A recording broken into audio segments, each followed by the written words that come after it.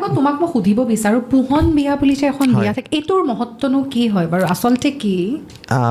পোহনী বিয়া পাতে আচলতে পোহন বিয়া কয় আৰু এইবাৰ মানে মা কামাখ্যা মন্দিৰত মই গৈছিলোঁ সেইদিনাখন পোহন বিয়া আছিলে দেই ইয়াৰ পৰাই সেৱা কৰিছোঁ ইমান ভাল লাগিলে পোহন বিয়া সেইদিনা হেনো কামাখ্যা আমাৰ বিয়া দিন আছিলে গতিকে মই তাৰ মন্দিৰৰ বিয়াৰ বিষয়ে বিশেষ নাজানিম কিন্তু সম্পূৰ্ণ ৰীতি নীতিয়ে হৈছে মাক ইমান ধুনীয়াকৈ ধুৱাইছে নোৱাইছে আখৈ দিছে মই খুব ভাল পালোঁ সেইখিনি দেখি এতিয়া পোহনী বিয়াৰ আমাৰ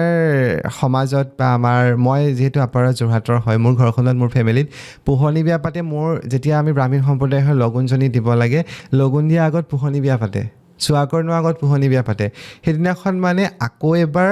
মোৰ মা দেউতাৰ মোৰ বিয়াৰ বা মোৰ লগুণজনীৰ আগত মানে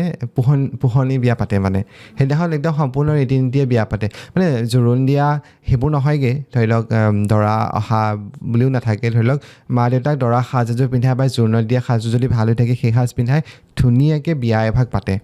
সেইবোৰ দেখিছোঁ গতিকে সেইখিনি ঠাইভেদে বেলেগ বেলেগ প্ৰত্যেকটো বস্তুৱে আচলতে ঠাইভেদে নিয়মো বেলেগ কিন্তু আমি নিয়মবোৰ একেই অকণমান ক'ৰবাত সুৰ যেনেকৈ বিয়া নামৰ সুৰ লোৱাৰ আছামৰ আপাৰ আছামৰ বেলেগ বেলেগ কিন্তু নিয়মটোতো একেই নামখিনিতো একেই সুৰটোহে বেলেগ সেইকাৰণে ঠাইভেদে নিয়মবোৰ আমি গ্ৰহণযোগ্য হিচাপে ল'ব লাগিব